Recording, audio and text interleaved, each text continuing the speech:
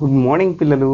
ఇవాళ మనం Dirac notation అంటే మనం బ్రాకెట్ నొటేషన్ మరి క్వాంటమ్ కంప్యూటింగ్లో మనం చూస్తున్నామండి. క్వాంటమ్ కంప్యూటింగ్లో మరి ఈ బ్రాకెట్ని ఎక్కడ వాడతారు, అసలు దీనికి స్టోరీ ఏంటి అనేది మనం ఈ క్లాస్ నుంచి నేర్చుకుందాం. ఓకే, నేను ఎగ్జామ్లో రాసేందుకు మనం ఒక డెఫినేషన్ ఇచ్చానండి. ఈ డెఫినేషన్ ముందెళ్ళి దాని తర్వాత అబ్జర్వ్ చేద్దాం ఈ బ్రాకెట్ ఏంటని. అంటే డిరాక్ ఏమి ఇచ్చాడు, ఎందుకు కన్సిడర్ చేయాల్సి వచ్చింది మనకి ఈ నొటేషన్ అనేది. ఓకేనా, సో డెఫినేషన్కి వద్దాం పిల్లలు. The Dirac notation also is called bracket notation and is a mathematical notation used to quantum mechanics to represents quantum state. Quantum స్టేట్ని రిప్రజెంట్ చేయడానికి ఈ డిరాక్ నొటేషన్ వాడతామట. అండ్ ఇట్స్ ఆపరేషన్స్ అంటే ఆపరేషన్స్ అంటే ఏం ఆపరేట్ చేస్తున్నాం అండి ఇక్కడ అంటే, సో ఏమైనా కోస్తున్నావా, ఇక్కడ ఏమైనా చేస్తున్నావా అంటే ఆపరేషన్స్ అంటే ముందు చేసేటటువంటి మ్యాథమెటికల్ ఎక్స్ప్రెషన్స్. అంటే మనం కంప్యూటర్ అంతే కదా, క్వాంటమ్ కంప్యూటింగ్లో మనం సో లెంతీ ఉన్నటువంటి కాంప్లెక్స్ మ్యాథమెటికల్ ఈక్వేషన్స్ని మనకి కరెక్ట్గా ఆపరేట్ చేయడానికి అంటే కరెక్ట్గా మనం సాల్వ్ చేయడానికి మనం బ్రాకెట్ నొటేషన్ అనేది చాలా అద్భుతంగా యూజ్ అవుతుంది అంటున్నాడు ఇక్కడ. ఓకే, డిరాక్ అంటున్నాడు మనకి. ఓకే, నా క్వశ్చన్ ఏంటంటే why the Dirac notation came in to picture. నేను నా అంతటి వరకు నేను క్వశ్చన్ వేసుకున్నాను, ఎందుకు ఈ డిరాక్ నొటేషన్ అనేది ది క్వాంటమ్ కంప్యూటర్లో రావాల్సి వచ్చింది అనేది. ఓకే, కొంచెం పాయింట్స్ నేను మన ఎక్కడి నుంచి బుక్స్ నుంచి ఇంటర్నెట్ నుంచి అక్కడి నుంచి ఇక్కడి నుంచి కలెక్ట్ చేసి ఒక కంక్లూజన్ తీసుకొచ్చాను, ఎందుకంటే మీకు అర్థం కావడానికి. ఈ డిరాక్ నొటేషన్ క్వాంటమ్ కంప్యూటర్లు అంటే ఇది మనం ఎగ్జామ్లో రాయాల్సిన అవసరం లేదు, మీకు అర్థం అవ్వడానికి ఈ పాయింట్స్ అన్నట్టు. ఈ డెఫినేషన్ మనం ఎగ్జామ్లో రాయడానికి. ఓకే, డిరాక్ నొటేషన్ దేన్ని రిప్రజెంట్ చేస్తుందట, మళ్ళీ ఒకసారి క్వాంటమ్ స్టేట్ అండ్ ఇట్ ఆపరేషన్స్ని ఇండికేట్ ఇస్తుంది. Why Dirac notation is came in to picture అంటే నేను ఒక పాయింట్ రాశాను ఇక్కడ. Dirac notation was introduced to address the need for the more efficient, it's a very clear ఏమంటున్నాడు, more efficient and clear way to handle the mathematical complexity of quantum మెకానిక్స్లో ఏదైనా mathematical చాలా complex ఈక్వేషన్ని క్లియర్గా అర్థం చేసుకోవడానికి మరియు దీన్ని సాల్వ్ చేయడానికి ఈ bracket notation use అవుతుందట.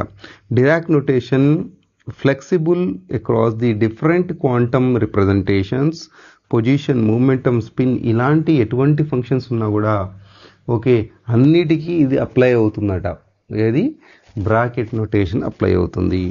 Inner products మనం దీని గురించి డిస్కస్ చేద్దామండి. ప్రొజెక్షన్స్, ఓకే, ట్రాన్స్ఫర్మేషన్స్ అంటే దీన్ని ఆపరేటర్ పెట్టి మనం ఈ ఫంక్షన్ని ఒక ఫంక్షన్ని చేస్తే ఇంకో ఫంక్షన్లో కన్వర్ట్ అయిపోతుంది, దాని ట్రాన్స్ఫర్మేషన్స్ ఇవి కూడా డిస్కస్ చేద్దాము. వాటిలలో కూడా ఇది కరెక్ట్గా సూటబుల్ అవుతుంది అంటున్నాడు. నెక్స్ట్ సూపర్ పొజిషన్, మనం మొత్తం మన క్వాంటమ్ కంప్యూటింగ్ మొత్తం ఇదే కదా, సూపర్ పొజిషన్ అండ్ ఎంటాంగిల్మెంట్. మనకి entanglement can be naturally return in terms of kets. Okay, brackets ప్రకారం మనం ఈ మొత్తం ఈక్వేషన్స్ ఆ టర్మ్స్లో రాస్తామన్నమాట. మనం రాయడం వల్ల చాలా ప్రాబ్లం అంటే చాలా లెంతీ ఉన్నటువంటి మ్యాథమెటికల్ ఈక్వేషన్ మనం అర్థం చేసుకోవడానికి ఈజీగా ఉంటుంది. అందుకనే ఈ బ్రాకెట్ నొటేషను మన క్వాంటమ్ కంప్యూటర్లో వాడుతున్నారు అని చెప్తున్నాడు. ఓకే, ఈ డిరాక్ నొటేషన్ వాడడం వల్ల చాలా కాంప్లెక్సిటీ తక్కువ అయిపోయిందంట, క్లియర్గా అర్థం చేసుకోవడానికి అయింది, సో మనకి కన్వీనియంట్ అయిపోయింది అని అంటున్నాడు మరి ఈ డిరాక్ మనకి సైంటిస్ట్. ఓకే, సో ఇది మనం క్వాంటమ్ కంప్యూటింగ్లో మరి అర్థం చేసుకుందామండి. మన బ్రా అంటే ఏంటి, కెట్ అంటే ఏంటి. ఓకే, సో బ్రాకెట్ మనకి తెలిసిన విషయమే. బ్రాకెట్ని మనం ఎలా రాస్తామండి, ఇలా. ఓకే, బ్రాకెట్ని ఎలా రాస్తాము, ఇలా రాస్తాం మనకి. ఓకే, సో మనకు గుర్తుండేటట్టు బ్రాకెట్ ఇలా రాస్తాము, సో ఇలా రాస్తామండి బ్రాకెట్. ఓకే, అదే కనుక యాంగిల్స్ వాడామనుకోండి, యాంగులర్ బ్రాకెట్ రాయాలనుకోండి, ఇలా రాస్తాం. ఓకే, మధ్యలో ఒక లైన్ పెట్టండి, ఇదే రిప్రజెంటేషన్ బ్రాకెట్లో ఉంటుంది మనకి. దాని గురించి కొంచెం నేను అరేంజ్ చేసే బోర్డు కొంచెం డిస్కస్ చేద్దామండి, కొంచెం మన ఎగ్జామ్లో రాయడానికి ఈజీగా ఉంటుంది. ఎగ్జామ్లో ఈ డెఫినేషన్ రాసి నేను కింద ఎక్స్ప్లెయిన్ చేస్తున్నటువంటి కాన్సెప్ట్ అంటే మొత్తం అరేంజ్ చేసిన తర్వాత ఎక్స్ప్లెయిన్ చేస్తున్నటువంటి కాన్సెప్ట్ మనం రాయొచ్చు. ఈ పాయింట్స్ కూడా రాయాలనుకుంటే రాయొచ్చు, మనం అర్థం చేసుకోవడానికి నేను నా అంతటా నేను వేసుకున్నటువంటి ఈ క్వశ్చన్ అన్నట్టు మనకి. ఓకేనా, ఇప్పుడు మనం అర్థం చేసుకున్నట్టు మనం ఎలా రాస్తామని చెప్పాను నేను. సో ఈ కెట్ నొటేషన్ని మనం ఎట్లా జస్ట్ ఇప్పుడు సపోజ్ నార్మలైజేషన్ గురించి మాట్లాడుకుందాం అనుకోండి. జనరల్గా ఎలా రాస్తాం, ఇంటిగ్రేషన్ ఆఫ్. ఓకే, సో మనం వేవ్ ఫంక్షన్ ఎలా రిప్రజెంట్ చేస్తాం, సైతో రిప్రజెంట్ చేస్తాం, సై. ఓకే, సో ఒక స్టార్ లాగా పెడతాం మనం.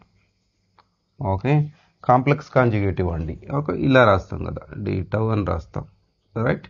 దీన్నే మనం కెట్ అండ్ బ్రాకెట్ వేలకంగా రాయాలంటే ఎలా రాస్తామండి, వేవ్ ఫంక్షన్ సైని ఇలా పెట్టేసి సో ఇలా రాసేస్తాం, అంటే బ్రాకెట్ క్లోజ్ చేసేస్తాం. దీన్ని జనరల్గా మనం స్టార్ అంటాం కానీ డాగర్ అంటాం, మనం డాగర్ అంటాం. డాగర్ అని రాస్తారు వీళ్ళు, డాగర్ అని రాస్తారు, రైట్ నా. సో బ్రా ఏంటి, కెట్ ఏంటి, బ్రా వెక్టర్ అండ్ కెట్ వెక్టర్ గురించి మాట్లాడుకుందాం. నేను ఇక్కడ రాస్తున్నాను చూడండి, bra vector. So bra vector and ket vector. First ket vector రాద్దామండి.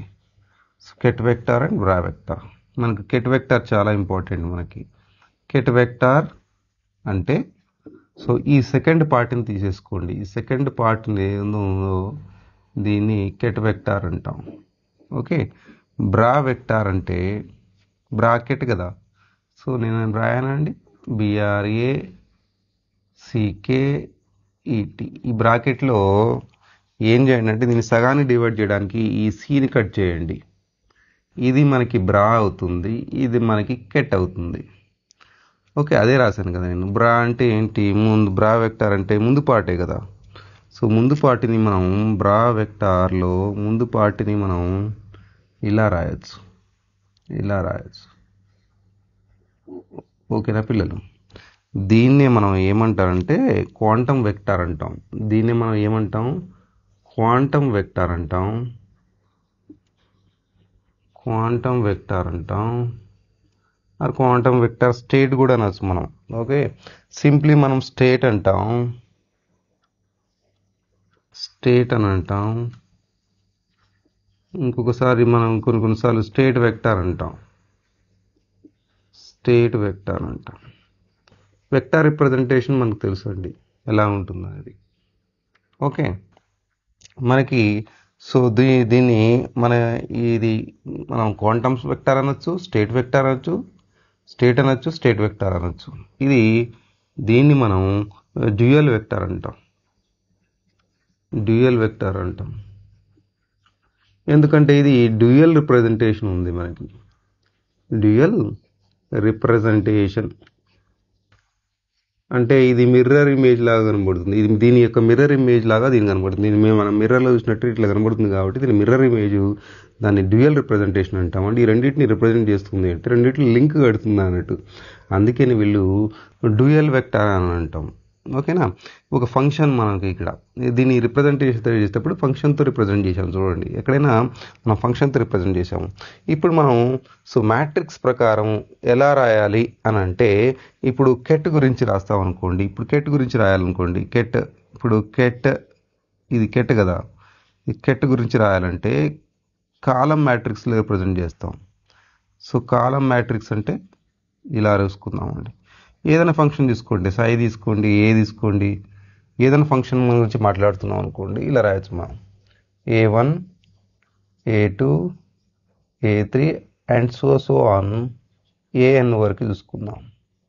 అదే కనుక మనకి బ్రా గురించి మాట్లాడుతున్నాం అనుకోండి, బ్రా వెక్టర్ గురించి మాట్లాడుతున్నాం అనుకోండి, అంటే దీని కాంప్లెక్స్ కాంజుగేటివ్ ఎట్లా రాయొచ్చు అంటే మనం దీన్ని A1 రోలో రాసుకుందాం. ఇది కాలం రాసామనుకోండి, ఇది రోలో రాసేద్దాం. దీని complex conjugative so A2 so A3 and so on up to AN complex conjugative. అచ్చా, ఇప్పుడు ఇక్కడ వరకు అయితే అర్థమైంది కదా మీకు. ఇప్పుడు నేను ఏం చెప్పాను చెప్పండి. జనరల్గా మనం జనరల్ ఫార్మాట్లో మనం క్వాంటమ్ మెకానిక్స్లో ఇలా రిప్రజెంట్ చేస్తాం, కెట్ అండ్ బ్రాకెట్లో ఇలా రిప్రజెంట్ చేస్తాం. ఓకే, దీంట్లో మరి బ్రాకెట్ని సగం చేస్తే ఇదేమో సెకండ్ పార్ట్ ఏమో కెట్ వెక్టార్ అయిపోయింది. దీన్ని మనం క్వాంటమ్ వెక్టార్ అనొచ్చు, స్టేట్ వెక్టార్ అనొచ్చు, స్టేట్ కూడా అనొచ్చు. సో ఫస్ట్ పార్ట్ని బ్రా వెక్టార్ అనొచ్చు మనం. దీన్ని డ్యూయల్ వెక్టార్, డ్యూయల్ రిప్రజెంటేషన్ అని అంటాం మనం. అచ్చా, మనం మ్యాట్రిక్స్ ఫామ్లో చెప్పాలనుకుంటే కెట్ని ఇద్దరు కాలంగా రిప్రజెంటేషన్ చేయొచ్చు, బ్రాని రోలో మనకి రిప్రజెంటేషన్ చేయొచ్చు.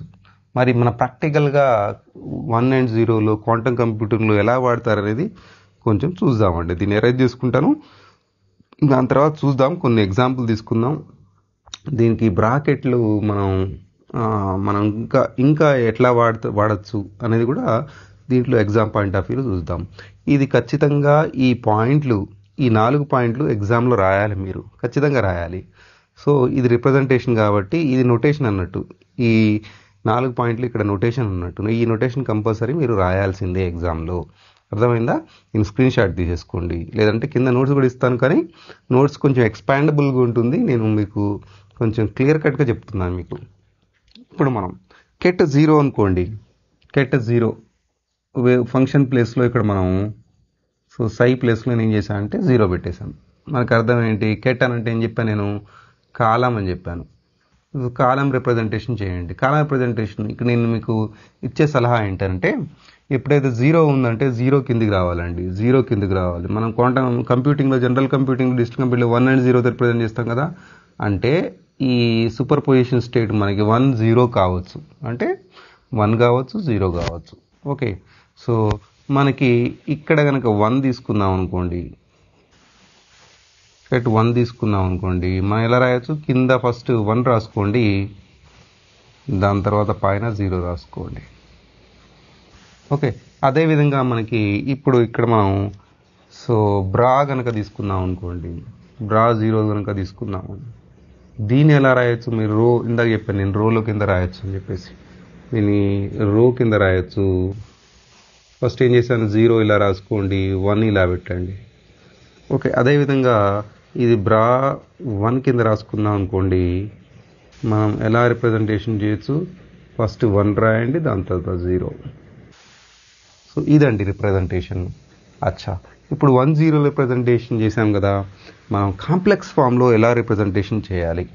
కాంప్లెక్స్ ఫామ్లో రిప్రజెంటేషన్, ఇది కూడా ఎగ్జామ్లో రాసుకోవచ్చు అండి మీరు ఈజీగా. కాంప్లెక్స్ ఫామ్లో ఎలా రిప్రజెంటేషన్ చేయాలనేది ఇప్పుడు సేమ్ మనకి వేవ్ ఫంక్షన్స్ అయ్యే తీసుకుందాం అనుకోండి, రైట్? ఫంక్షన్స్ అయ్యే తీసుకుందాం. నేను కలర్ కొంచెం చేంజ్ చేస్తూ ఉంటే మంచిగా కనబడుతూ ఉంటుంది. సో కెట్ మనకి ఏం చేద్దాము? కెట్ చేద్దాం. సో కెట్ సై అని రాసామనుకోండి, కెట్ సైని ఒక ఫంక్షన్ తీసుకుందాం, కాంప్లెక్స్ ఫంక్షన్ తీసుకుందాం, 2 + IB అని తీసుకుందాం.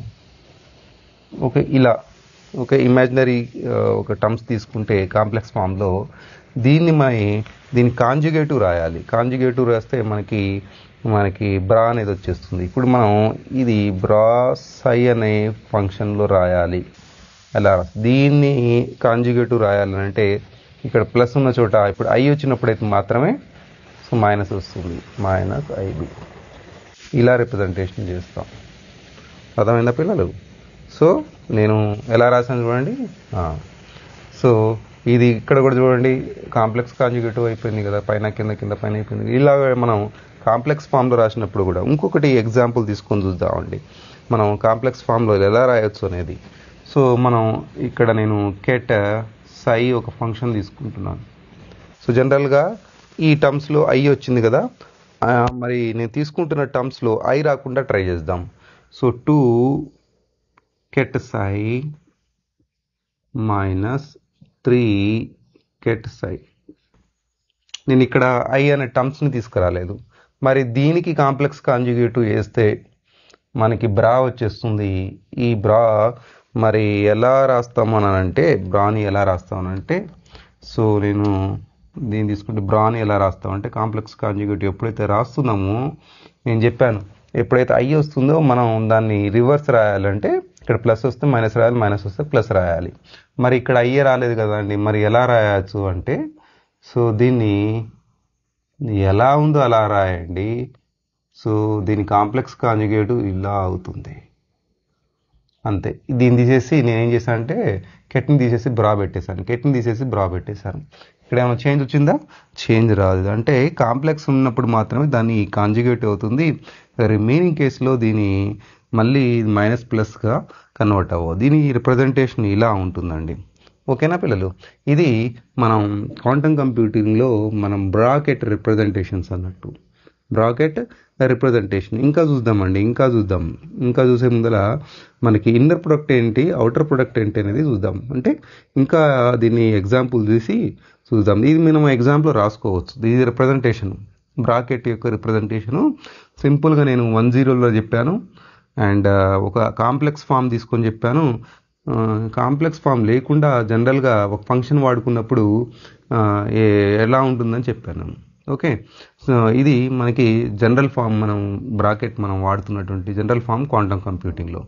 మనం ఇప్పుడు ఏం చేద్దామంటే ఇన్నర్ ప్రొడక్ట్ ఏంటి, అవుటర్ ప్రొడక్ట్ ఏంటి ఒకసారి చూసి ఒక ఎగ్జాంపుల్లోకి వెళ్ళిపోదాం. సో మనకి ఈజీగా అర్థమైపోతుంది బ్రాకెట్ నోటేషన్ ఏంటి అనేది. ఇన్నర్ ప్రోడక్ట్ గురించి మాట్లాడితే మనం, సో ఇన్నర్ ప్రోడక్ట్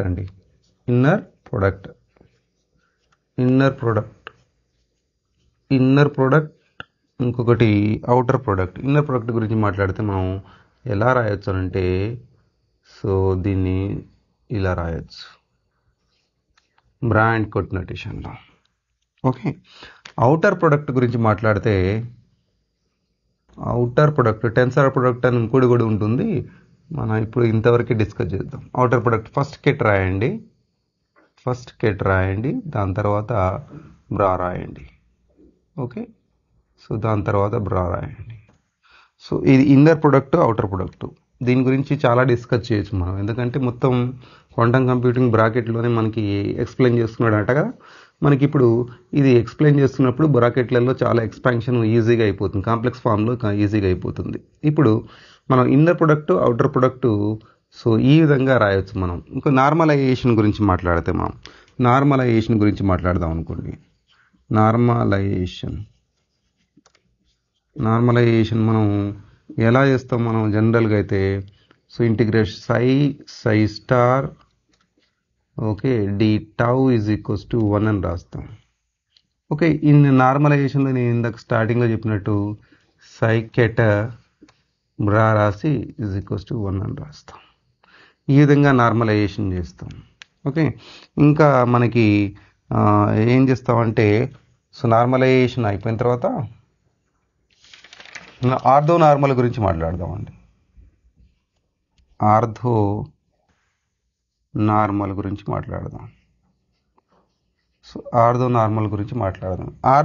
గురించి మాట్లాడినట్లయితే సో మనం ఏం చేద్దామంటే 2 ఫంక్షన్స్ ఒకటి కన్సిడర్ చేద్దాం. Let us consider 2 functions. Okay, 2 functions consider చేద్దాం. ఓకే, 2 వేవ్ ఫంక్షన్స్ కన్సిడర్ చేస్తాం. 2 వేవ్ ఫంక్షన్ కన్సిడర్ చేసినప్పుడు సపోజ్ మనం ఇమాజిన్ చేయండి, ఒక పై అనేది ఫంక్షను, సో ఇంకొకటి మనకి జే అనేది ఇంకొక ఫంక్షన్ అనుకోండి. ఓకే, మనం ఎలా రిప్రజెంట్ చేయొచ్చు? కెట్ దీని ప్రకారము మనం రాస్తే కనుక బ్రా అండ్ కెట్ ప్రకారము pi i so pi j so is equals to sum representation ఇలా చేయొచ్చు. మనం డెల్టా ఐజే అని రిప్రజెంటేషన్ చేయొచ్చు. ఇప్పుడు నార్మలైజేషన్ కండిషన్ ఎలా రాయొచ్చు దీనికి అని అంటే, సో నేను ఇక్కడ రాసి చూపిస్తున్నాను చూడండి. నార్మలైజేషన్ కండిషన్ ఎలా రాయొచ్చు అనేది ఇక్కడ నార్మలైజేషన్ కండిషన్ రాస్తున్నా చూడండి. ఓకే, నార్మలైజేషన్ కండిషన్ ఎలా రాయొచ్చు? ఇప్పుడు మనం సో ఇది కనుక 0 అవుతే, దీని వాల్యూ కనుక 0 అవుతే ఓకే, దీని వాల్యూ కనుక 0 అవుతే మనం ఏం చేద్దామంటే, ఈ i and j value not equals to, అంటే i value j value not equals to, so ఈ i is not equals to j, orthogonal అంటాం.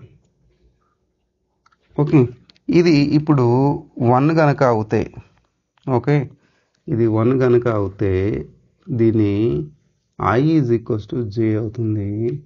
దీన్ని మనం నార్మలైజేషన్ కండిషన్ అన్నాం, అంతే కదా. 1 ఈజ్ ఈక్వల్స్ టు ఏ అయినప్పుడు నార్మలైజేషన్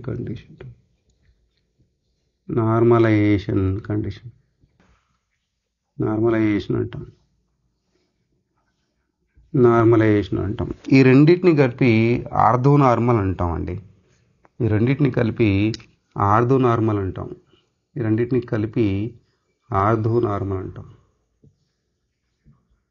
ఆర్థో నార్మల్ కండిషన్ అంటాం.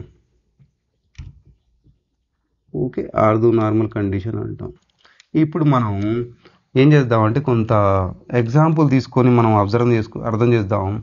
ఇది మరి 0 ఎట్లా అవుతుంది, 1 ఎట్లా అవుతుంది, రిజల్టెంట్ ఎట్లా వస్తుంది అనేది. ఓకే, దీన్ని కొంచెం ఇక్కడ నేను ఎరేజ్ చేస్తున్నాను పైన పార్ట్. ఇది ఇట్లనే ఉండియండి. సో నేను స్క్రీన్ షాట్ తీసుకోండి పిల్లలు. నేను దీన్ని కొంచెం ఎక్స్ప్లెయిన్ చేయడానికి ట్రై చేస్తున్నా మీకు. ఓకేనా? సో క్వాంటమ్ కంప్యూటింగ్ ఇలానే ఉంటుంది మనకి. సో కొంచెం అర్థం చేసుకోవడానికి ట్రై చేయండి.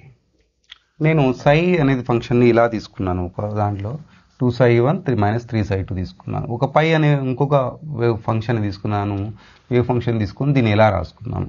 దీన్ని కెట్ ఫామ్లో రాశాను. బ్రా ఫామ్లో రాస్తే ఏమైనా చేంజెస్ వస్తుందా? ఎందుకంటే ఐ అనేది కాంప్లెక్స్ ఫామ్ లేదు కాబట్టి దాని కాంజుగేటివ్ మనం సో ఇలానే రాసుకోవాలి. కాకపోతే ఏంటంటే దీన్ని కెట్ని బ్రాతో మనం చేంజ్ చేయాలి, అంతే, ఏం లేదు. బ్రాతో చేంజ్ చేయాలి. ఓకేనా? సో దీన్ని కూడా మనం ఎలా రాసుకుందామంటే ఇప్పుడు మనం ఇలా రాస్తే ఫంక్షన్ని సో దీన్ని రివర్స్ వేసి రాద్దామండి. psi1 మైనస్ ఇప్పుడు మనకి ఐ అనేది కాంప్లెక్స్ కాంజుగేటివ్ వచ్చింది కదా. మనకి పైన కనుక మనం ప్లస్ రాస్తే కింద కనుక మైనస్ రావాలి. పైన ప్లస్ రాసుకుని చూద్దాం, కింద మైనస్ రాస్తే మనకి ఐ కెట్ psi2. ఎప్పుడైతే చెప్పాను నేను, ఎప్పుడైతే ఐ వస్తుందో దాన్ని మైనస్ ఉంటే ప్లస్ రాయండి, ప్లస్ ఉంటే మైనస్ రాయండి. ఇప్పుడు ఈ రెండింటిని మల్టిప్లై చేసి చూద్దాం. ఈ రెండింటిని మల్టిప్లై చేసినప్పుడు సో మనం బ్రాలో సో psi పెడదాం. ఓకే, కెట్లో మనం పై పెడదాం. ఈ రెండింటిని ఇప్పుడు మల్టిప్లై చేసి చూడాలండి. ఇలా రాయాలి, ఈ ఫంక్షన్ ఇలా రాయాలి. ఇప్పుడు ఈ ఫంక్షన్ ఇలా రాస్తున్నప్పుడు మనం ఈ ఫంక్షన్ ఎక్కడ ఉందండి, ఈ ఫంక్షన్ ఈడ ఉంది కదా, ఇక్కడ ఉంది కదా, అంతే కదా. ఈ ఫంక్షన్ బ్రా ఫంక్షన్ ఇక్కడ ఉంది కదా, అంటే ఇది రాద్దాం. సో ఇది నేను రాయడానికి కలర్ యూజ్ చేస్తున్నాను, రాయడానికి ట్రై చేద్దామండి. ఓకేనా? సో ఇది కలర్ యూజ్ చేస్తే దీని ఒక బ్రాకెట్లో పెట్టుకుంటా నేను. దీన్ని ఒక బ్రాకెట్లో పెట్టుకొని చూద్దాం. దీన్ని ఒక బ్రాకెట్లో పెట్టుకొని సో ఏం పెడదామంటే 2psi1 మైనస్ 3 బ్రా psi2. ఓకే, ఇంటూ టర్మ్ వస్తుంది. సో ఈ టర్మ్ అన్నట్టు ఏది కెట్ కాబట్టి ఈ టర్మ్ మనం ప్లస్ టర్మ్ తీసుకుందాం. సో ఇది వచ్చేసి psi1 plus I psi2. Okay, ఇది తీసుకున్నాను. రైట్, ఈ రెండింటిని ఇప్పుడు మల్టిప్లై చేసి చూద్దాం వస్తుందా రావట్లేదా. ఒక కాంప్లెక్స్ కాండిగేటివ్ని ఈజీగా, అంటే ఒక కాంప్లెక్స్ ఫామ్ని మనం మల్టిప్లై చేస్తే, ఒక ఫంక్షన్ని కాంప్లెక్స్ ఫామ్తో మల్టిప్లై చేస్తే మరి ఈజీ ఆన్సర్ వస్తుందా రావట్లేదా. మన వాడు చెప్పాడు కదా, బ్రాకెట్ని వాడడం వల్ల మన మ్యాథమెటికల్ మ్యాట్రిక్స్ మొత్తం ఈజీ అయిపోతుంది అని అంటున్నాడు. దీన్ని మల్టిప్లై చేయండి ఫస్ట్. సో దీన్ని మల్టిప్లై చేయడం ఇక్కడి నుంచి స్టార్ట్ చేద్దాం. దీన్ని మల్టిప్లై చేస్తున్నా చూడండి. 2 ఇది బ్రాకెట్ చేస్తున్నాను, 2 బయట రాద్దాం. సో psi1 సో మనని ఇటు సైడ్ రాస్తే psi1 వచ్చేసింది. క్లియరా? ఇది మల్టిప్లై చేసాం. ఇప్పుడు ఇది మల్టిప్లై చేద్దామండి. సో రెండింటి ప్లస్ ఉంది కాబట్టి ప్లస్ చేశాను. 2 బయట పెట్టి psi1 మనకి ఇక్కడ ఐ psi2 వచ్చేస్తుంది కాబట్టి ఐ కూడా బయటికి వేసేద్దామండి. 2i psi2 అని పెట్టేసుకున్నాను. సో ఇప్పుడు దీన్ని మల్టిప్లై చేద్దాం. -3 బయట పెట్టేద్దాం. కాన్స్టెంట్లు ఏమున్నా బయట పెట్టేద్దామండి. psi2 psi1 అని పెట్టేసుకున్నాం. ఓకే, ఇప్పుడు ఇంకా కంటిన్యూ చేద్దాం. ఇంకా అవ్వలేదు కదా, ఇంకా అవ్వలేదు, ఇక్కడ కంటిన్యూ చేద్దామండి. రైట్, సో ఇప్పుడు ఇదే అయిపోయింది. ఇది చేద్దామండి. ప్లస్ ఇంటూ మైనసే కదా, -3 ఇంటూ psi2 ఐ కూడా బయట రాసేద్దాం. 3i బయట రాసేసాను. psi2 సో మనకి ఇక్కడ psi2 వచ్చేసింది. ఇది అకార్డింగ్ టు చూడండి, మనకి ఇప్పుడు రెండు గనక సేమ్ గనక ఉంటే, రెండు గనక సేమ్ ఉంటే మనం అర్థం చేసుకోండి. రెండు గనక సేమ్ ఉంటే ఏమొచ్చే మనకి అంటే 1 వస్తుంది. రెండు గనక సేమ్ కండిషన్, నార్మలైజ్ కండిషన్. ఇక్కడ నేను రాయలేదా నార్మలైజ్ కండిషన్. ఇక్కడ పైన రాస్తుంది చూడండి. ఇప్పుడు రెండు కనుక సేమ్ వస్తే, సో బ్రా కనుక సేమ్ కనుక ఉంటే 1 రావాలి. ఇది 1 అని అంటే I = J. I = J అని అంటే మనకు అర్థం ఏంటి అంటే రెండు సేమ్ రావాలి. సపోజ్ మనకి ఈ I ఈ J మనకి సేమ్ కనుక ఉంటే, I కనుక I ఉంటే మనకి I J రెండు ఈక్వల్ అవుతే అప్పుడు 1 రావాలి. నాట్ ఈక్వల్ ఉంటే 0 అవ్వాలి.